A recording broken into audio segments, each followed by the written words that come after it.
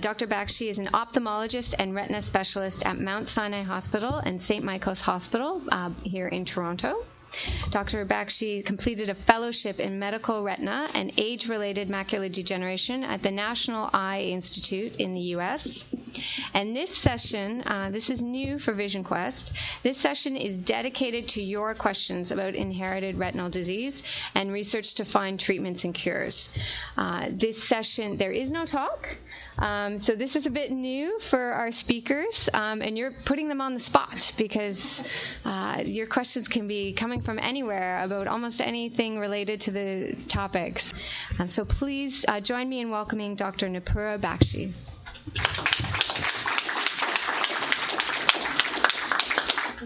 Well, hello everybody. It's a pleasure to be here. I recognize some of you as my patients. So, and the rest of you, welcome to take any questions. If there's a lull in the conversation, then I can certainly review some of the research that's out there. But let's start with any questions that you may have. Hi. Hello.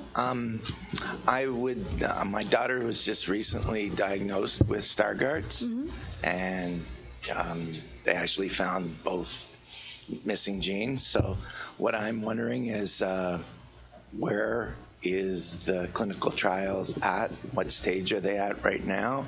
And what are they looking for in a general overview of what's out there. Volunteers to participate in the studies. Okay, so that's a short question with a long answer.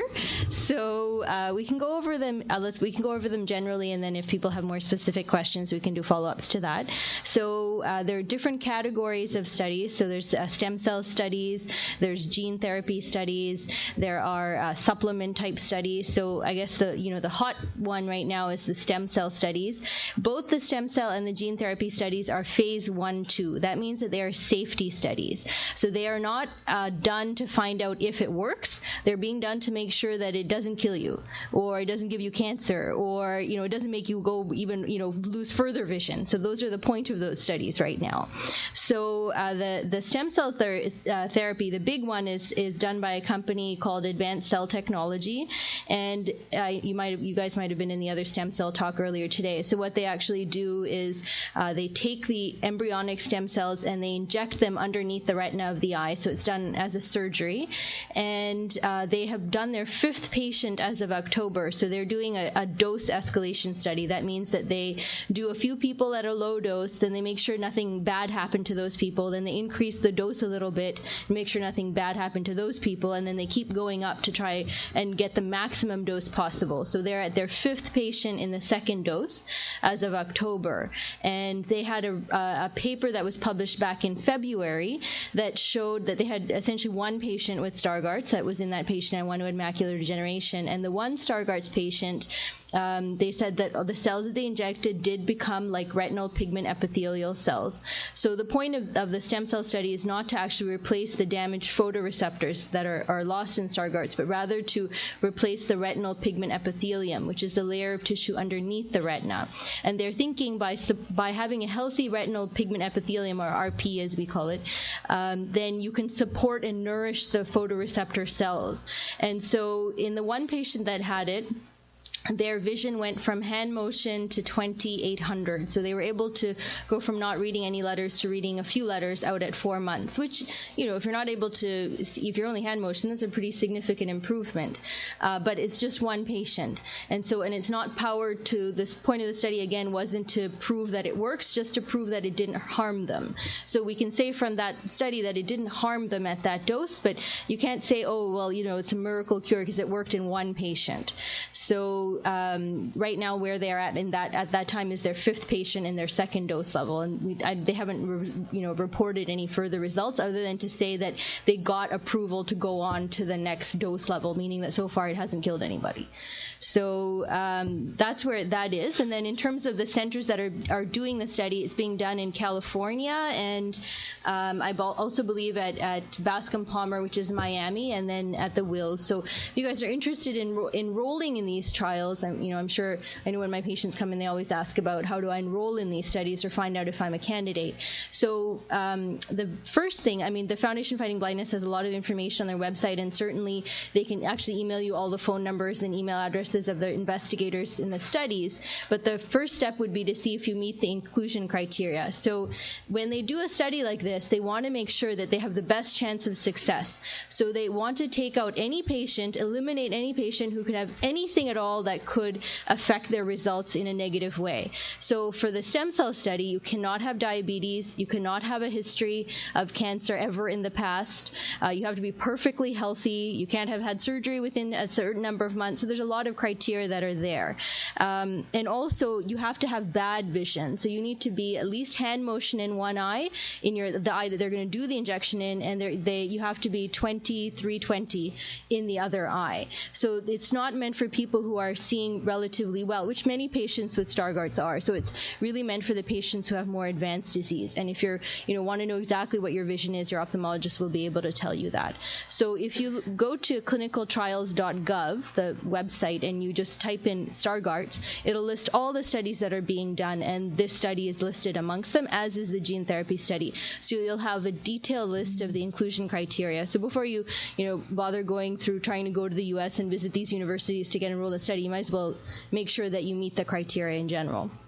I do have Stargardt's myself, and I'm at about 20 over 250. Yeah. Why are they excluding people like myself?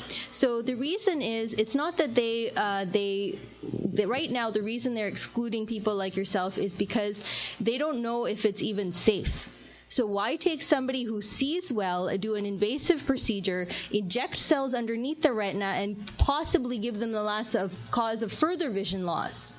Right? That's the whole reason. So if we knew it worked and, they had done hundreds of patients, then of course they're not going to necessarily limit it to people who have much poorer vision.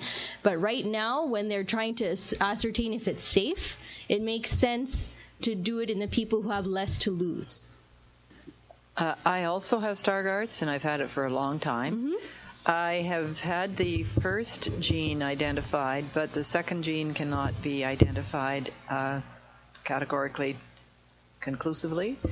What options are left for someone in this situation? So certainly for gene therapy, you need to have the precise gene identified, and the gene therapy studies going on are specifically for the ABCR mutation.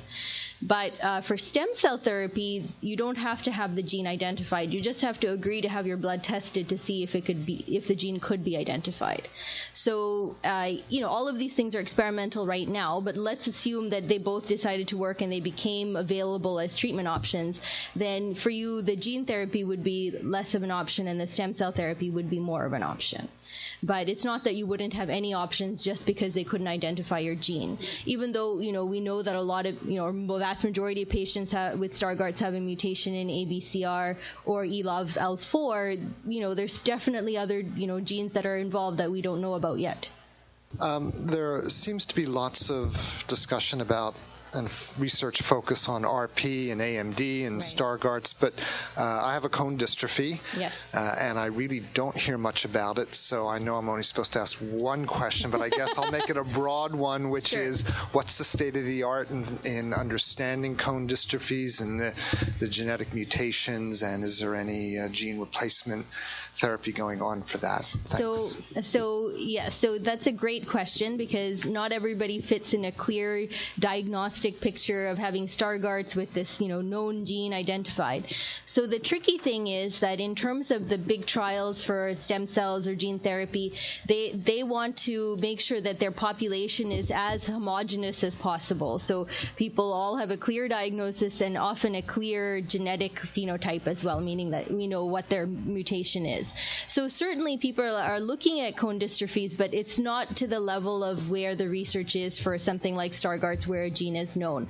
We also do think that many patients who have cone dystrophy, even though if they don't look like Stargardt's, may actually have one of many mutations in the Stargardt's gene, so in the ABCR4. So even if you've been labeled as a cone dystrophy, it's probably still worthwhile getting the genetic testing for the different known genes that cause different types of cone dystrophies and macular dystrophies, because there's so many different mutations. Not everybody, the way that people's eyes look, it can be so different.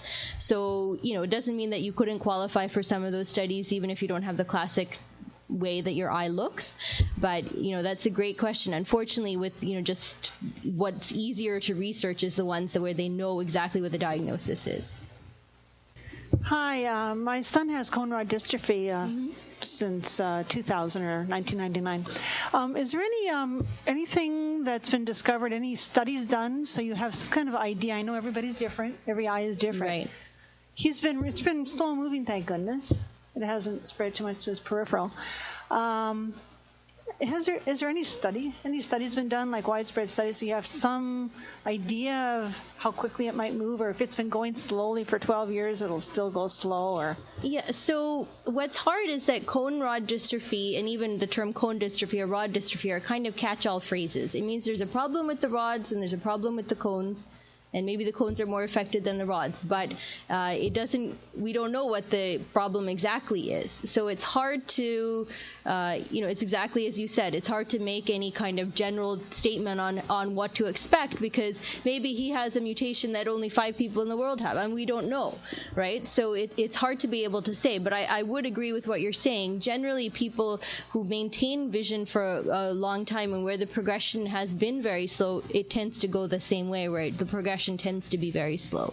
So it's rare that people, do fantastically well for 20 years and all of a sudden lose astronomical amounts of vision. It tends to follow the same course. Just the same question for Stargardt's is it the progression of it, like our 12-year-old was diagnosed 2 years ago. Yes.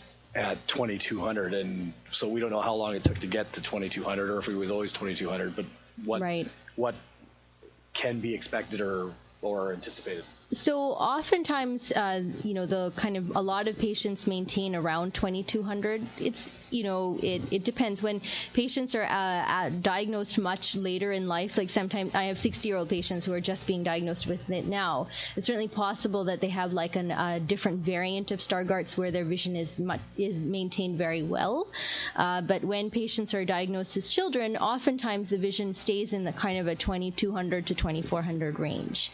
And it's people with Stargardt's don't, like patients with retinitis pigmentosa may have vision where they stop even seeing light, or they can only see light and dark. Patients with Stargardt's don't tend to have that severe disease.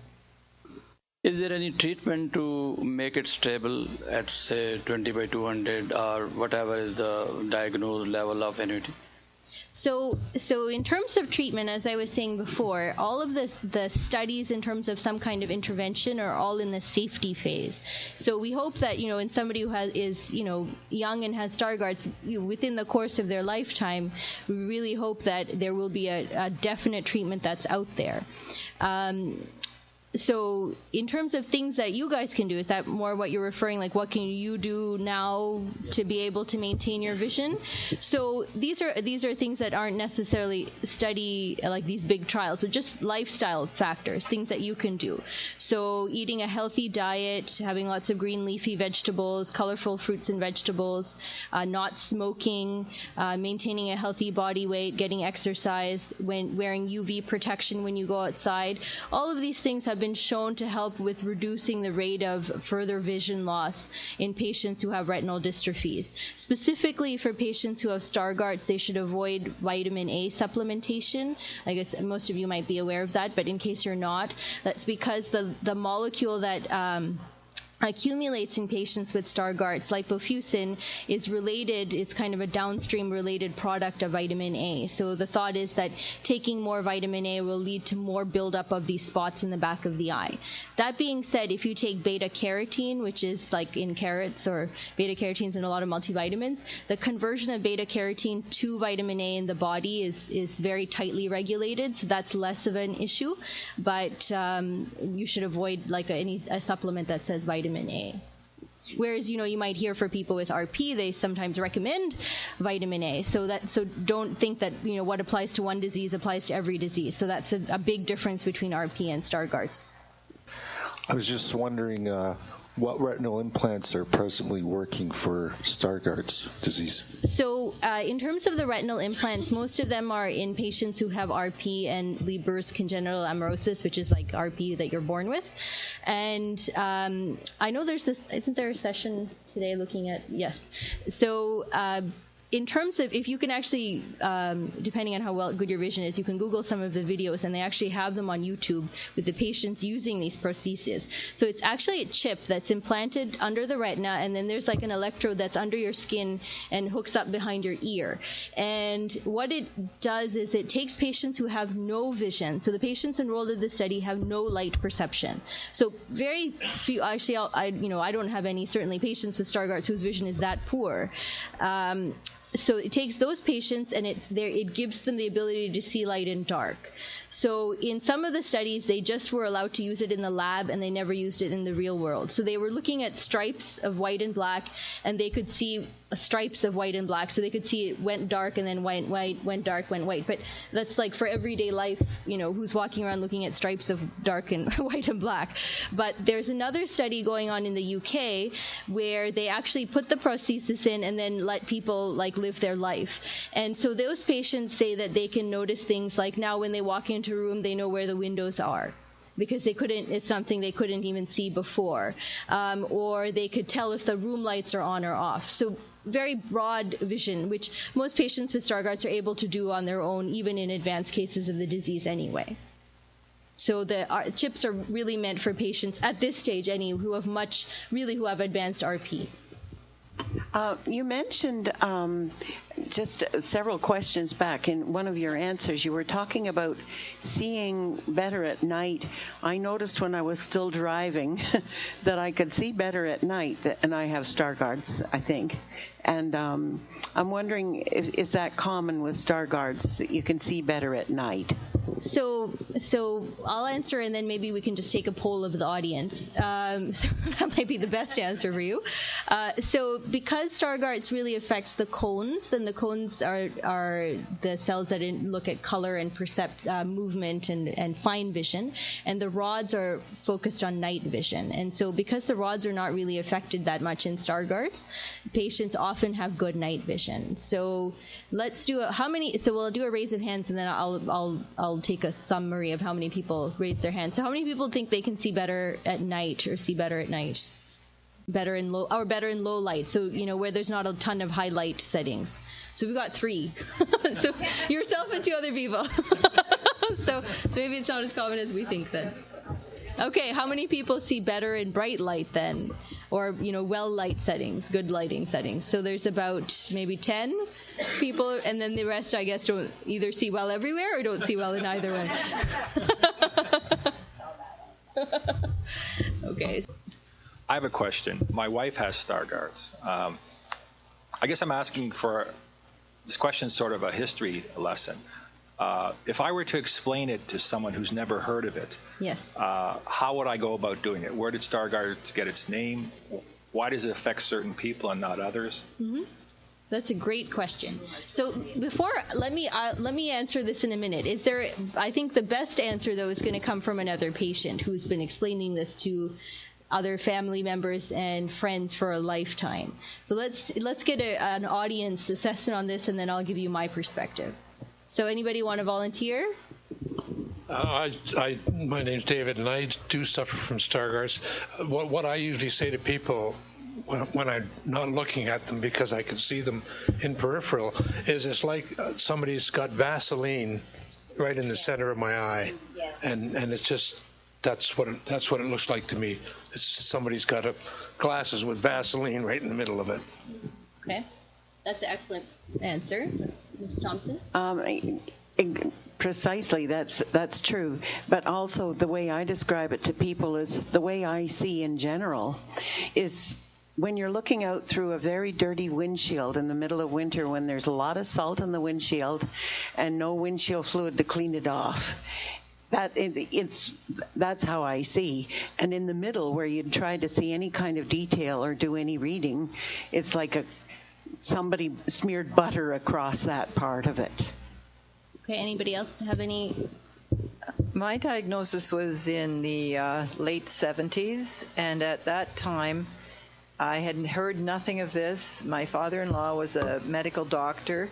He scoured research papers, and the only reference he could find was 2 or 3 sentences in the middle of a document.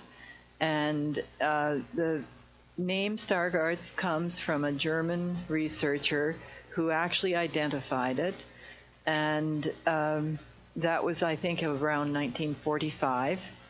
And in the early 90s, my husband and I went to Chicago to 2 conferences, maybe 3 or 4 years apart. They were offered by a medical doctor, Dr. Fishman, who was an expert, I guess, in the early times of Stargardt's, and he had a very, very appreciative patient who said to him, "You've done so much for me, what can I do for you?" And the doctor said, "Organize a conference for people who think they have Stargardt's to come and get information." And that's where my information started, and it was about 60 people, and their support people. And the time since the early 90s, what has been learned in that amount of time is probably 90 or 100 times what was known in the late 70s. The knowledge is just growing at such an enormous rate. That's my experience with the history of this disease. And I brought the information from those conferences to my own eye doctor, and I said, for somebody who has Stargardt's, here's a good basic description. And he said, "You're my only patient with it." So it was never used in that way. Hi. I just want to know, from a genetic standpoint, what are the chances that my children will end up with Stargardt's? I come from a sibling of 6 children. I'm the 5th in a line of 6. I didn't have a vision problem until I was in my mid-30s. I had a cousin in England whose child was diagnosed with this disorder very young, and by the time he was 8, had lost almost all vision in one eye and had very limited vision in the other. So somehow the doctor has linked it to my mother's side of the family, but I'm just curious about what the likelihood is that my children could end up with this disorder. Sure. So let me just finish answering Mr. Geiger's question about what to say to patients. So I think we've had some excellent ideas from the audience in terms of what to say. And in terms of describing what the problem actually is, which was the other thing that you had asked, what I usually tell patients, and I think it makes sense, but people can tell me if they don't think so. But I essentially say that the genes that are responsible for some of the vision in the back of the eye are not working properly, and this was usually inherited from their parents who were carrying it but didn't know that they were carrying it. And because of that, there are little deposits that develop in the back of the eye that damage the cells in the back of the eye, and that causes a loss of central vision. So patients walk around feeling like there's a smudge in the center, or they may have a blind spot right in the center of the vision. So that's that's a bare bones explanation of the genetics and what the problem is. So getting to your question, which is an excellent question, what is the risk to your children? So Stargardt's, there's the typical Stargardt's is autosomal recessive, meaning that parents are carriers of the gene, and the person who has it has gotten 2 of the abnormal copies, 1 from each parent, and so they themselves are very unlikely to have a child who has it unless they happen to marry somebody, or sorry, not marry, have a child with somebody.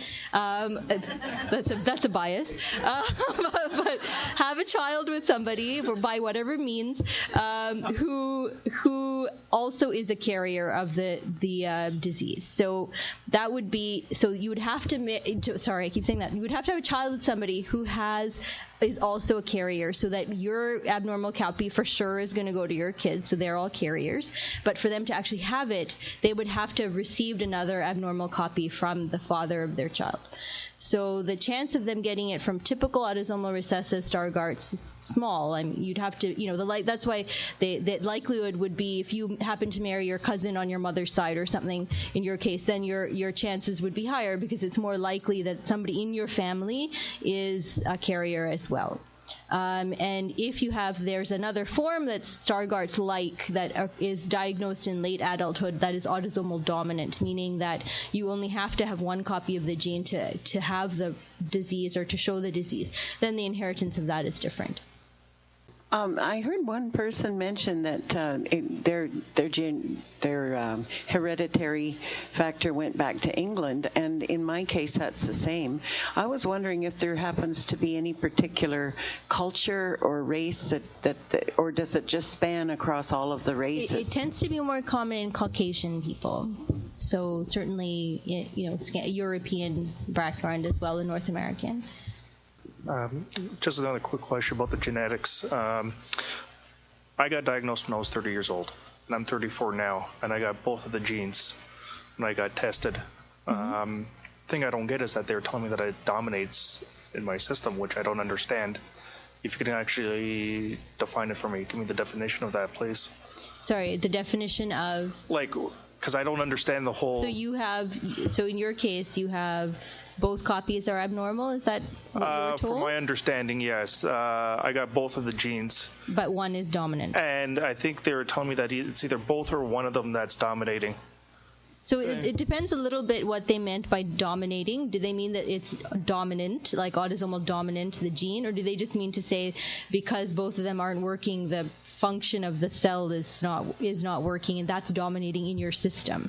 So I'm not exactly sure what exactly your doctor meant when they said that. But if it's, you can also be what's called a heterozygous, meaning that you have you don't have both abnormal genes, but you have the dominant one and you have the recessive one. So it depends on exactly what the situation was. I think that's what it could be, because one could be dominant and the other one could be just there, like you were saying. When it came down to it, I had both of them anyways, which I never understood. So let's say you have one normal one and then you have the dominant abnormal one. Let's just say that's your situation.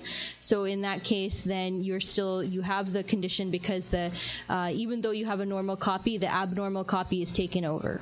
So that's maybe what I'm presuming based on what you said is the situation. So in terms of your risk to your children, it depends on which one of those copies gets passed along in the individual sperm that fertilizes the egg.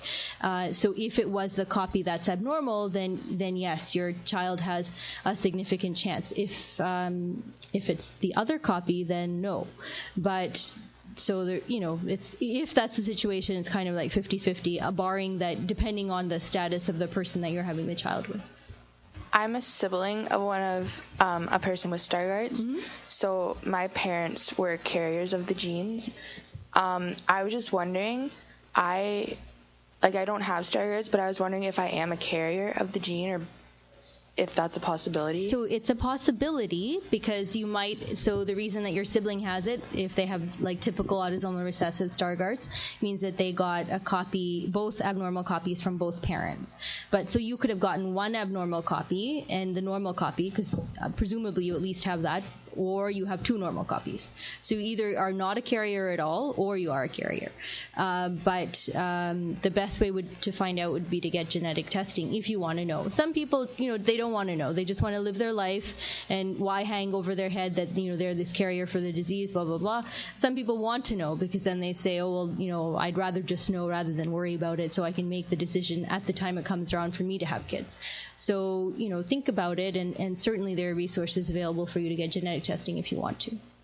So just to go back to cone dystrophies, I know it's a bit of a heterogeneous group, but can you speak a bit to the mechanism, what's understood about the mechanism of cell death? I gather it's in cone dystrophies. I gather it's different than for Stargardt's. So it depends. So even in a lot of cone dystrophies, one of the main problems is still lipofuscin, the same molecule that develops within patients who have Stargardt's, and that's even found in some patients who have RP as well. So we know that that's one of the big molecules that's a problem in many dystrophies in the eye. And essentially, there's a few different mechanisms. Part of it is related to oxidative stress, meaning that there's a lot of exposure to oxygen in the back of the eye, in the area where the photoreceptors are. So there's and when you have a lot of oxygen, you develop these things called reactive oxygen species that cause oxidative stress and they cause cell breakdown. So some people think there's a component that's related to that. Then there's also the process of cell apoptosis, which is when a cell tells itself it's going to die. So it's called programmed cell death. And so we feel that there's some kind of mismatch or a problem with the mechanism of apoptosis, where for whatever reason the cell is either sending a signal to itself and to other cells that they need to die, and then they die, and the other issue that's also involved is cell necrosis, which is also cell death, but not in such an organized fashion. This is like a widespread. This is like taking a giant gun and just shooting everybody, kind of a mechanism of death. So we know that there are several different mechanisms that are involved, and different aspects of research try to look at the different, at this basic science level, like in mouse models and things like that, at different ways why the disease occurs. But I think that right now we don't fully understand every mechanism, so we're looking at all of them. I was just wondering, what supplements would you recommend for someone in the early stages of the disease? So that's a great question. So what I would recommend is a healthy diet. So if you look at all of the studies, the primary thing that people focus on is a healthy diet. So supplements really are meant for people who are, don't eat well. But really the main thing for Stargardt's is to avoid a supplement that contains vitamin A. So you want to have a healthy diet with green leafy vegetables, colorful fruits and vegetables, omega-3 fatty acids, and those are what really has been shown. Even if you see like 1,000 supplements that are in the drugstore, and I'll be talking about this in my AMD session later on, a lot of those supplements, there's a few that were really studied for macular degeneration. There's never been a randomized clinical trial for Stargardt's like there has been for macular degeneration in terms of supplements. But the companies that have created those products are basing it on dietary evidence. They're looking at people who had a healthy diet, like a Mediterranean diet or, whatever, a healthy diet. And then they're saying, oh, well, these people ate a lot of fish, and these people ate a lot of spinach, and these people ate a lot of this. So let's take the ingredients in those and make a pill and sell it. So the best way is a healthy diet. So thank you very much. You can stop me at the lunch hour if you have any more questions.